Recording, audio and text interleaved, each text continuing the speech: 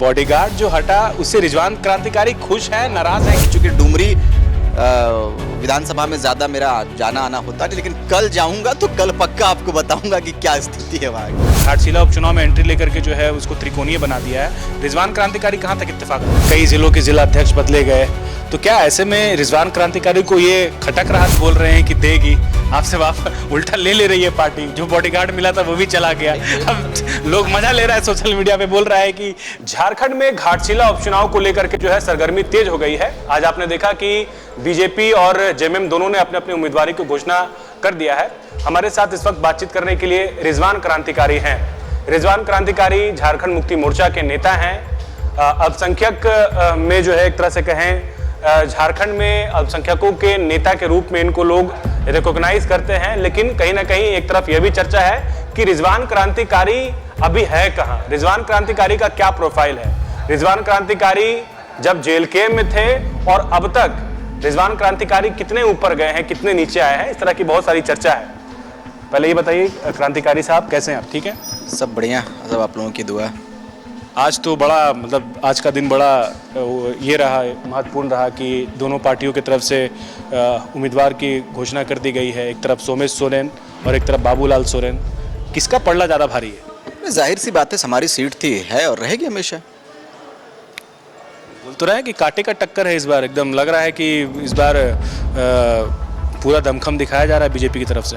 देखिए ना, एक ही चंपई सोरेन निकले थे, तो हमारा सीट है भाई। हमारे रामदास सोरेन जी का जो व्यवहार रहा है, रामदास सोरेन जी का जो कार्यशैली रहा है, रामदास सोरेन साहब का जो पूरा आप कह सकते हैं कि जो उनका पृष्ठभूमि रहा है वो बड़ा सराहनीय रहा है। हर जाति हर वर्ग के लोग उनको मानते हैं, आदर और सम्मान के साथ मानते हैं, उनके किए हुए कार्य को लोग सराहते हैं। तो कहीं ना कहीं हमारा सीट है।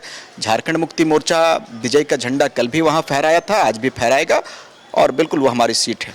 घाटशिला उपचुनाव में मुकाबला है या एक तरफा है? कोई मुकाबला नहीं है। मुकाबला उनके कह देने से मुकाबला नहीं होता। हमारी पार्टी के जो उम्मीदवार सोमेश सोरेन साहब हैं, उनके पुत्र हैं, उनकी भी बड़ी अच्छी लोगों से मेल मिलाप का, जो भी आप उन जाओगे वहाँ कवर करने तो पता चलेगा कि लोगों के साथ एक बड़ा सा अच्छा उनका संबंध रहा है। जिस तरह उनके पिताजी का रहा है उसी प्रकार से इनका भी उनके नक्शे कदम पर चलते हैं। तो जाहिर सी बात है कि वहाँ हम लोग विजय का झंडा फहराएंगे और कोई टक्कर नहीं है, कोई नहीं है टक्कर में, क्यों पड़े हो चक्कर में।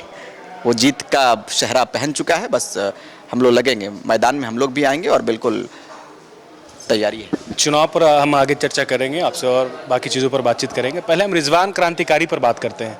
रिजवान क्रांतिकारी बड़े छट्टे छट्टे से रह रहे हैं, लग रहा है कि एकदम किनारा कर दिया गया है रिजवान क्रांतिकारी। रिजवान क्रांतिकारी के पूरे पेज को आप खंगालो। रिजवान क्रांतिकारी कल भी था, आज भी है और हमेशा रिजवान क्रांतिकारी रहेगा, बिल्कुल। लेकिन लोग तो चर्चा कर रहे हैं कि जेल के में एक अलग पहचान थी, एक अलग अपना आइडेंटिटी था, उस तरीके का जो है मतलब वाइब नहीं है यहाँ पर। क्या आइडेंटिटी थी? रिजवान क्रांतिकारी था, ये हमारी आइडेंटिटी है। आज मैं यहाँ पर हूँ तो रिजवान क्रांतिकारी है। मेरी मेहनत कल भी जारी थी, मैं आज भी मेहनत कर रहा हूँ और बिल्कुल इंशाल्लाह आगे भी मेहनत हमारी जारी रहेगी। मैं लोगों के साथ हूँ, लोगों से जुड़कर हूँ।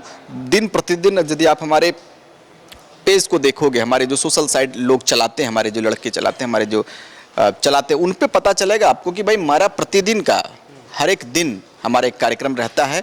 और बिल्कुल अभी आपने देखा है कि हमारा कार्यक्रम रहता है, क्या करते हैं? लोगों से बिल्कुल मिलना जुलना। अभी तो हमारा मुहिम भी चल रहा है भाई, शिक्षा को हम लोगों ने जोर दिया है और उसी के मुहिम के साथ ही हम पूरे राज्य के हर एक जिलों में जाएंगे और हर एक जिलों से लोगों को जोड़ेंगे शिक्षा के इस अभियान से जोड़कर और बिल्कुल शिक्षा को जागरूक करेंगे। और जिस तरह से लोगों का ये समाज में एक माहौल बनाया हुआ है कि मुस्लिम समाज टायर बनाता है, मुस्लिम समाज पंचर साटता है वगैरह वगैरह, लेकिन लोगों की ये नज़रिया बदल गया है। लोगों को ये सोचना चाहिए कि यदि हम लोग टायर बनाते हैं तो हम लोग मिसाइल भी बनाते हैं।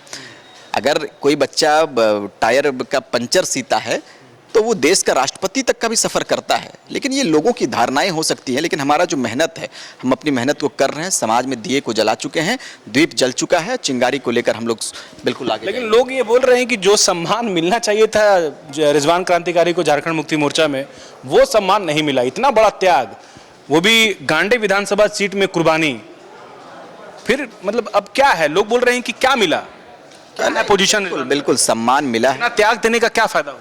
नहीं, फ़ायदा देखो हर जगह। मैंने कहा है कि मैं स्वयं के फ़ायदे पर कभी बात नहीं किया मैंने, सिद्दीकी भाई। मैंने हमेशा, आप यदि मेरे पुराने वीडियोज़ को देखोगे, पुराने इंटरव्यूज़ को देखोगे, तो आपको पता चलेगा कि मैंने स्वयं की इच्छा को ख़त्म करते हुए मैंने समाज की इच्छा को, समाज की बेहतरी के लिए, समाज कैसे हमारा बेहतर हो, इस पर हमने हमेशा गौर किया और इसको हमने बढ़ावा भी दिया। गांडे विधानसभा की आप यदि बात करोगे तो मुझे ऐसा लगा था कि जिस मिशन के साथ में हम लोगों ने अपने प्रारंभिक शुरुआत, हम लोगों ने जो हमारा था, सफ़र का जो शुरुआत था, हम लोगों ने जिस नीयत के साथ में किया था, तो वो नीयत कहीं ना कहीं वहाँ कुचलता हुआ दिख रहा था। तो मुझे लगा कि मुझे ऐसा कदम उठाना चाहिए और मेरे इस कदम के उठाने से बिल्कुल अपार मोहब्बतें मुझे मिली। ये बताइए, तो रिजवान क्रांतिकारी कितने सेटिस्फाइड है, कितने संतुष्ट हैं? अभी झारखंड मुक्ति मोर्चा में आप हैं, आपको जो भी सामान मिल रहा है उससे आप एकदम संतुष्ट हैं, सेटिस्फाइड हैं? आपको किसी तरह की कोई ऐतराज नहीं है? मतलब कोई ऐतराज नहीं। पार्टी में बने हुए हैं, पार्टी जो दायित्व देगी उस दायित्व को निर्वहन करेंगे।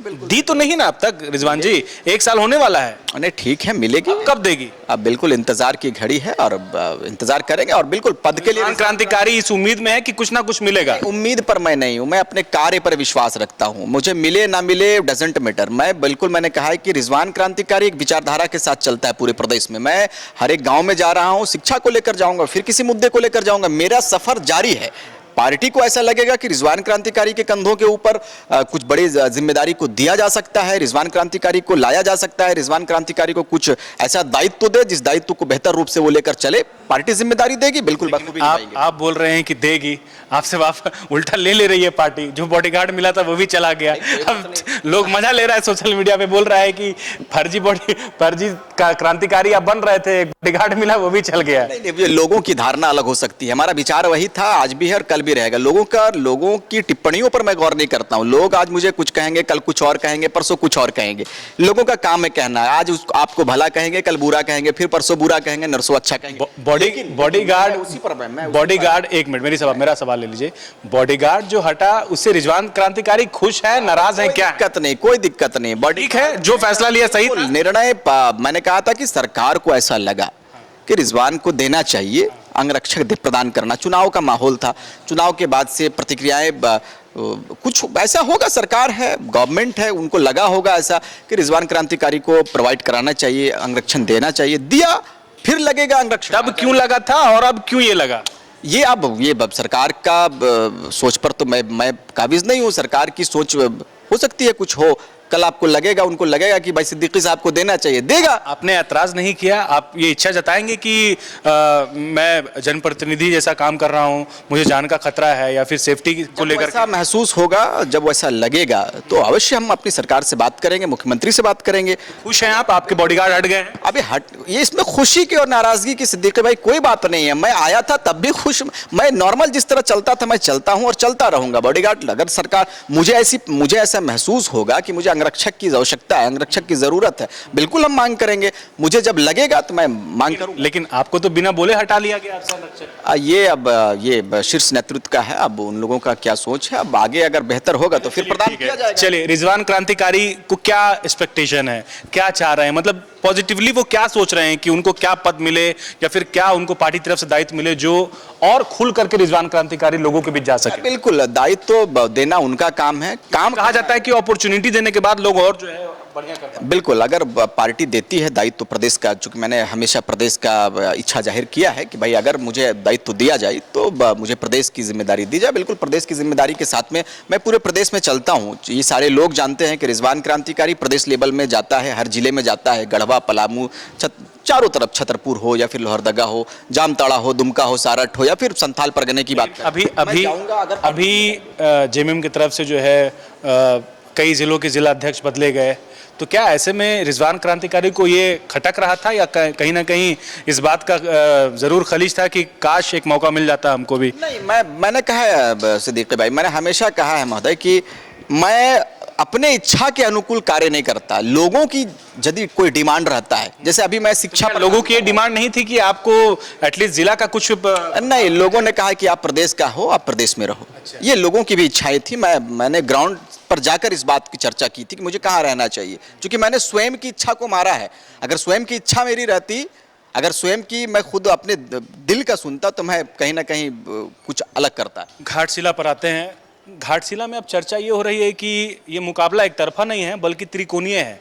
त्रिकोणीय इसलिए है कि अब जेल केम की एंट्री हो गई है। कह रहे हैं कि जयराम मातो अब ऐसे कैंडिडेट देने जा रहे हैं जिससे मुकाबला त्रिकोणीय हो जाएगा और रोमांचक हो जाएगा। मतलब कि अब जो है किसी के लिए ये कह पाना मुश्किल होगा कि ये उम्मीदवार जो हैं वो एकदम आसानी से चुनाव जीत सकते हैं। तो ये जो चर्चा हो रही है कि जेल केम घाटशिला उपचुनाव में एंट्री लेकर के जो है उसको त्रिकोणीय बना दिया है, रिजवान क्रांतिकारी कहाँ तक इत्तेफाक रहा? बिल्कुल जाएंगे हम लोग। अब त्रिकोणीय है कि एक ही कोना में रहेगा ही तो समय बताएगा, इंतज़ार कीजिए। हम अभी से क्या बताएं क्या हमारे दिल में है, इंतज़ार किया जाए। अभी समय है, 17 तारीख को नामांकन है, उस वक्त आपको बहुत सारे दृश्यों को देखना होगा। आप ये हैं जयराम जी क्या करते हैं या जयराम जी का कैंडिडेट क्या करता है या हमारे सोमेश सोरेन साहब क्या करते हैं, इंडिया गठबंधन क्या करती है, समय बताएगा। कुछ लोग ये भी कह रहे हैं कि जयराम मातो की जो पार्टी जेल केम है वो अगर 10,000 से ज़्यादा वोट ले आती है तो ऐसे में झारखंड मुक्ति मोर्चा के लिए मुश्किलें खड़ी हो सकती है। हालांकि एक तरफ चर्चा ये भी है कि बीजेपी को भी इसका भी खामियाजा भुगतना पड़ सकता है। तो जेल केम से जेएमएम को फायदा है या बीजेपी को नुकसान है, क्या है? मैंने तो कहा कि आप ग्राउंड में पूछ लो, हमने तो अभी ग्राउंड पे रहते हैं ना, इसीलिए मैं तो कहा कि भाई हम अभी से क्या बताएं क्या हमारे दिल में है। आप समय का इंतज़ार कीजिए। और मुझे लगता है कि ये सब बेतुकी बातें हैं, लोगों का काम है, लोग एनालाइज कर सकते हैं, लोग अंदाज़ा लगा सकते हैं। लेकिन हमने कहा था शुरुआती दौर में ही कि मैं इंडिया गठबंधन में आया, अब देख लो बहुमत की सरकार बनी है, रिजवान क्रांतिकारी का कदम रखा, मैंने कदम रखा है और बिल्कुल आप देखो 56 सीट से हम लोग अभी। अच्छा एक सवाल ये कर लेते हैं, इसको आप ऑफबीट समझिएगा, दिल पे मत लीजिएगा। आपके जो चहीते रहे हैं, आपके मित्र रहे हैं, जो अभी विधायक हैं डुमरी के वर्तमान में, कैसा काम कर रहे हैं? लगभग 1 साल होने वाला है। कितना जो वो चुनाव से पहले वादा किए थे और अब तक आपको क्या दिखता है? जयराम मातो जो वादा करके आए थे उस राह पे चल रहे हैं या नहीं चल रहे? तो मुझे लगता है कि महोदय तो ज़्यादातर भटक गए, प्रदेश का अगुवाई कर रहे हैं, हर विधानसभा में उनका जाना होता है। तो मुझे लगता है इस ऐसी स्थिति में तो कम समय देते होंगे, लेकिन फिर भी मैं चूँकि डुमरी विधानसभा में ज़्यादा मेरा जाना आना होता नहीं, लेकिन कल जाऊंगा तो कल पक्का आपको बताऊंगा कि क्या स्थिति है वहाँ की।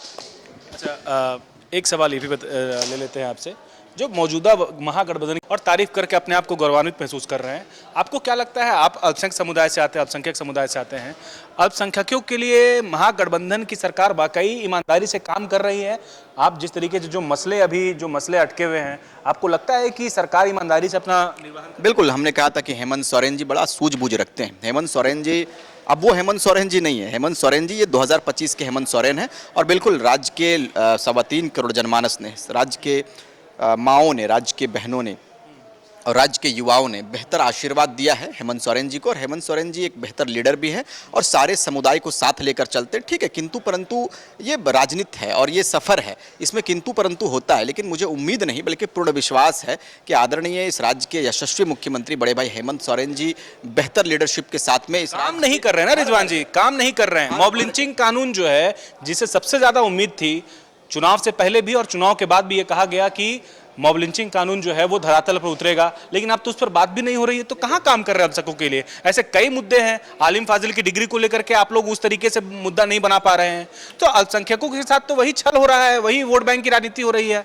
नहीं, अल्पसंख्यक वैसे रिजवान क्रांतिकारी सिर्फ चुपचाप देख रहे हैं। नहीं, मैंने कहा है, मैंने अपने आला कमान से भी, मैंने शीर्ष नेतृत्व से भी इस बात को कहा है कि आलिम फाजिल का जो मसला अभी है, जो बड़ा मसला है, आलिम फाजिल के डिग्री को समाप्त करने की जो बात कही जा रही है, मैंने कहा है और बिल्कुल हमने कहा है कि जरूरत पड़ेगी, आवश्यकता पड़ेगी तो हम लोग एक डेलीगेट टीम बनाकर आदरणीय। कब पड़ेगी आवश्यकता? आपको नहीं लगता है कि आवश्यकता का वक्त? हम लोग लगे हुए हैं महोदय और बिल्कुल जल्द ही इस पर हम लोग एक डेलीगेट टीम आदरणीय हेमंत सोरेन जी से मिलेंगे और बिल्कुल इन मसलों के साथ हम लोग बात करेंगे। चलिए, तो रिजवान क्रांतिकारी हैं जो घाटशिला उपचुनाव पर और अपनी ये जो जर्नी है इनकी जेल केम से जेएमएम तक, और अब तक इनको क्या मिला जेएमएम में, वो हम जानने की कोशिश कर रहे थे। और ऐसे तमाम मसले हैं अल्पसंख्यक समुदाय से जुड़े हैं जिस पर महागठबंधन की सरकार जो है वो कितना काम कर पा रही है, वो रिजवान क्रांतिकारी बता रहे हैं कि कोशिश कर रहे हैं। अब ये कोशिश कब तक होगा, कब तक वैसे मसले हल होंगे जिसके लिए लगातार सिर्फ वादे किए जाते रहे, और चुनाव से पहले भी और चुनाव के बाद भी, तो कहीं ना कहीं ये सारे सवाल है। अब देखना ये होगा कि इन सवालों के जवाब कब तक मिलते हैं, महागठबंधन कब तक इस पर संवेदनशील होती है और कोई गंभीरता दिखाती है। रिजवान जी हमारे ऑफिस आए, इसके लिए आपका बहुत शुक्रिया। बने रहिएगा, फिर मिलेंगे एक नए वीडियो के साथ। तब तक के लिए मुझे दीजिए इजाज़त। अपने सहयोगी आयुष के साथ न्यूज़ 11 के लिए अल्ताफ सिद्दीकी, रांची।